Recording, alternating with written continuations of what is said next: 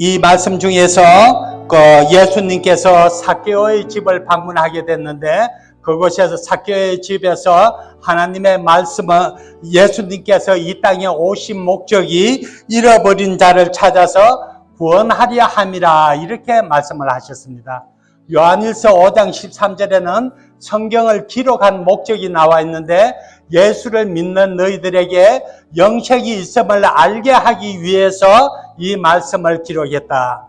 예수를 믿으면서도 나는 지옥 가는가? 나는 구원받지 못했는가? 이런 사람들이 아마 초대교회에 많았던 것 같아요. 그래서 사도 요한은 말씀을 기록한 목적이 예수를 믿는 사람에게는 영생이 있다는 것을 알게 하기 위해서 이 말씀을 기록했다고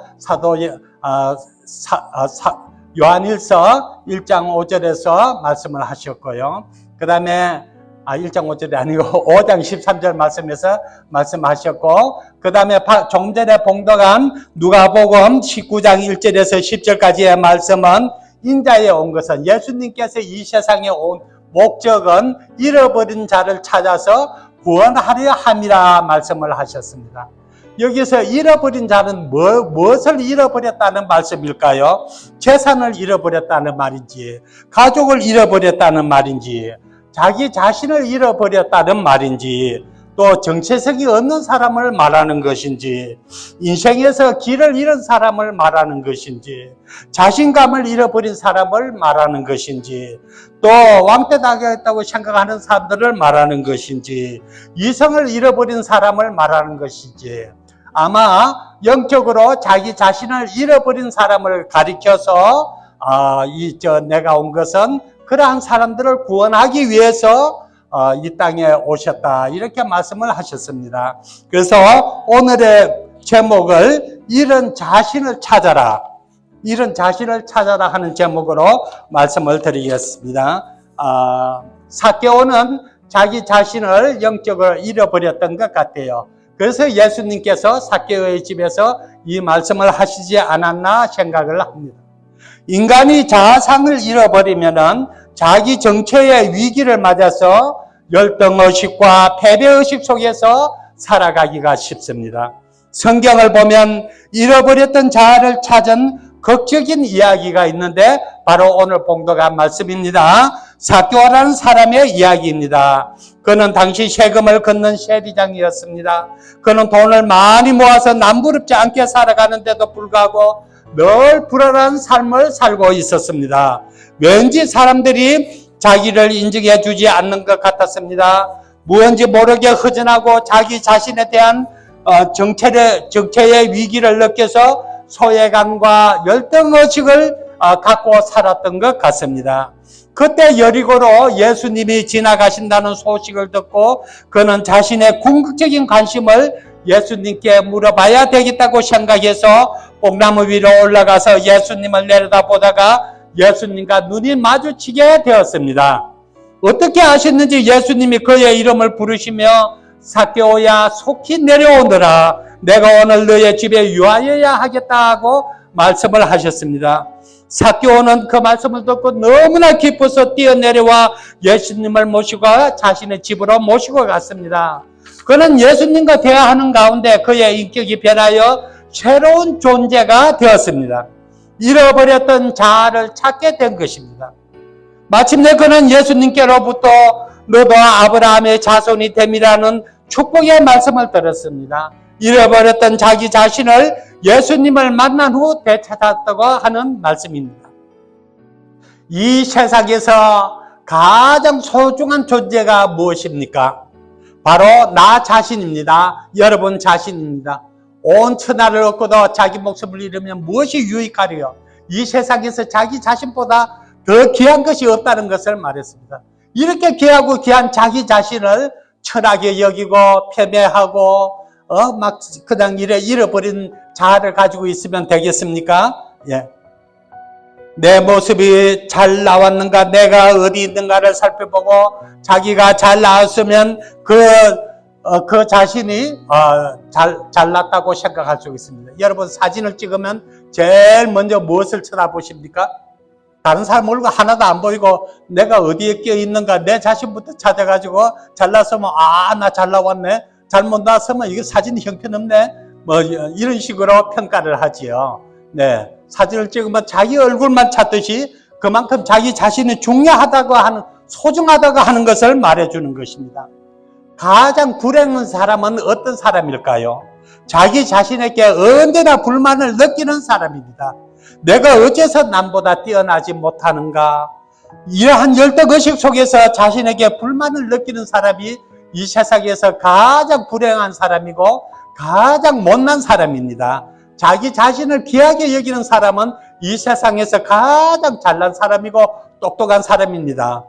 남과 견주어 보지 마십시오. 이 세상에서 똑같은 사람은 하나도 없습니다. 이 세상의 인구가 73억인데 73억 세계 인구 가운데 똑같은 사람은 단 한 사람도 없습니다. 우리 모두는 유일한 존재라서 하나님께서 만들어 주셨기 때문에 남과 비교해서 열등의식을 가질 필요가 없습니다. 각자 나름대로 가장 좋고 훌륭한 인격과 성품을 하나님께서 주셨다는 자신감을 가지고 살아가시기 바랍니다. 삭개오는 세리장이었습니다. 부자였지만 키가 작았습니다. 군중들 사이에 끼기가 어려웠습니다. 그는 물질과 명예를 얻기 위해서 비인간적으로 살았을는지도 모릅니다. 그래서 사람들이 자기를 소중하게 여기주질 않았습니다. 삶의 의미도 잃어버렸습니다. 자기를 잃어버렸습니다. 자기의 정체의 위기에 빠졌습니다. 열등의식에 빠졌습니다. 삭개오는 자기를 되찾기 위해서 애를 썼습니다. 첫째는 입체적 노력을 했습니다. 그가 뽕나무 위에 올라가 예수님을 내려다본 것은 입체적인 노력입니다. 평면적인 수단이나 방법만 가지고는 예수님을 만나기가 어렵습니다. 대중문화 속에서 텔레비전 앞에서의 인간의 정체가 무엇이고 삶의 의미가 무엇인지 아무리 찾으려고 해도 알 수가 없습니다. 뽕나무 위에 올라가서 예수님을 내다보는 삭개오처럼 입체적인 노력이 있게 될 때에 삭개오야 내려오너라, 내가 오늘 너희 집에 유하여 하겠다는 축복이 임하는 것을 알 수가 있습니다. 두 번째는 인격적인 만남입니다. 사람은 만남을 통해서 그의 운명이 달라집니다. 삭개오는 뽕나무 위에 올라가서 예수님과 위대한 만남을 이루었습니다. 오늘 하나님과의 위대한 사랑의 만남, 소망의 만남을 통해서 내가 거듭나게 되고 새로운 존재가 되는 것, 이것이 그리스도 안에서 이뤘던 자기를 찾는 기법입니다. 그리스도와의 인격적인 만남이 있어야 됩니다. 비인격적으로 되어서는 안 되겠습니다. 세 번째는 결단의 용기가 있어야 합니다. 사람은 결단할 줄 알아야 됩니다. 지금까지 삭개오는 재물을 얻기 위해서 수단과 방법을 가리지 않았을 것입니다. 자기의 명예를 얻기 위해서 비인간화된 삶을 살았을는지 모릅니다. 그러나 그가 예수님을 만나고 난 후에 이게 다 헛수고였구나, 나를 다 잃어버렸구나라는 것을 깨달았던 것입니다. 아마 삭개오는 늘 커튼을 치고 살았는지도 모르겠습니다. 밖을 내다보지도 못하고 있었을는지도 모릅니다. 그러나 삭개오는 예수님을 영접하고 예수님과 오순도사 말씀을 나누고 난 다음에 삭개오는 커튼을 활짝 젖히고 뛰쳐나와서 문을 열어놓았습니다.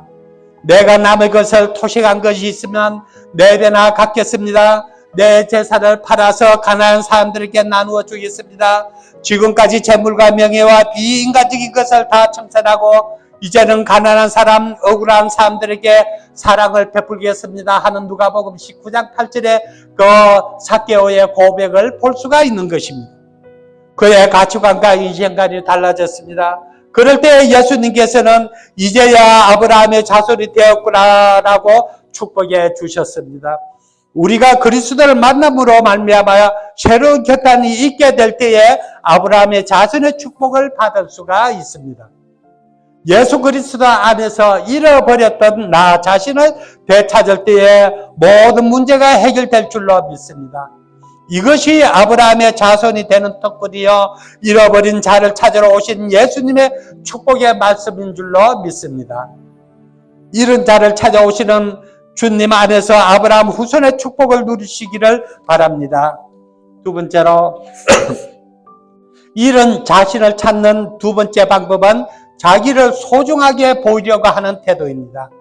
내가 남에게 소중하게 보이려고 꾸밈이 있을 수 있다는 얘기입니다. 심리학자 3명에게 사람들이 가장 소원하는 것이 무엇이냐고 질문을 했습니다.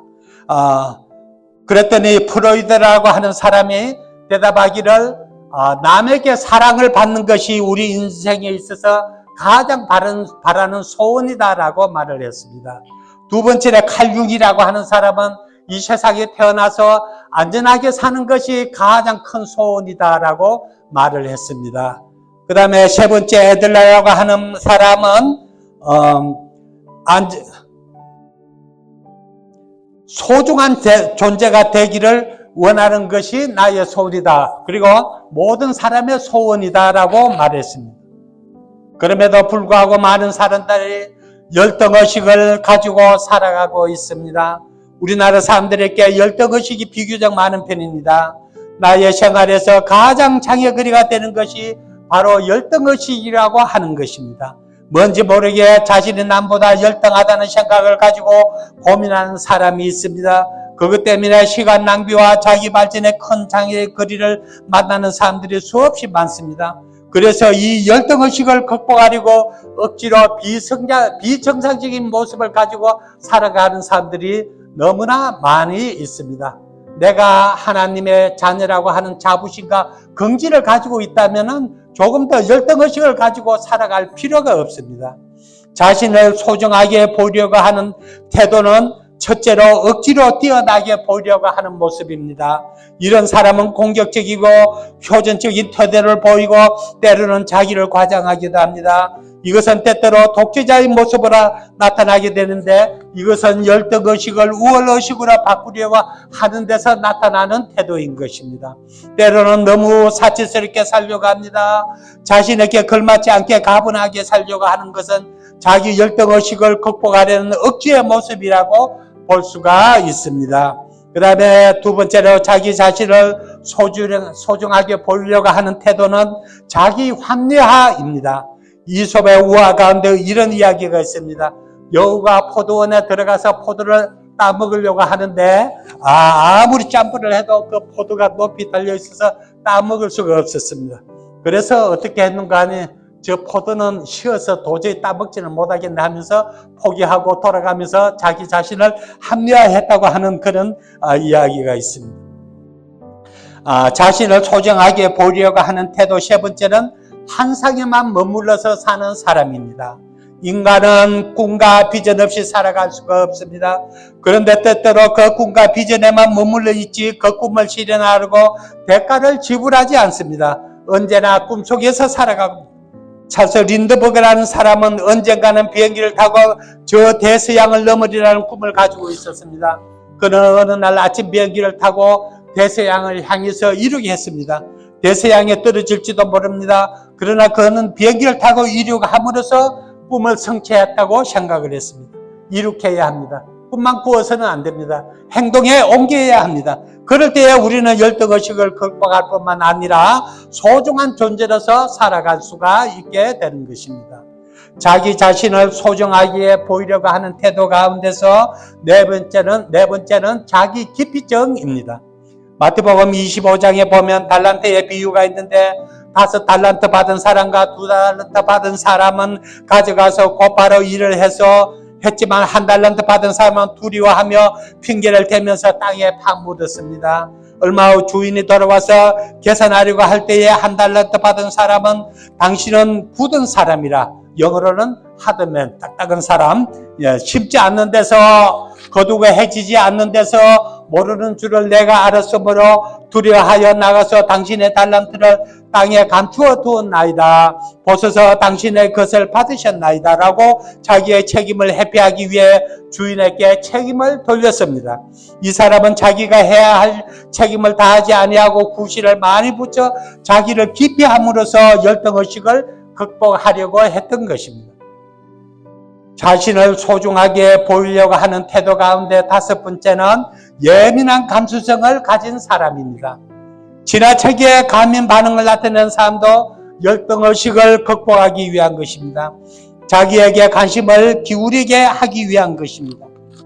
예수님께서도 남을 비판하지 말라. 비판하는 대로 너도 비판을 받을 것이다 라고 말씀을 했습니다.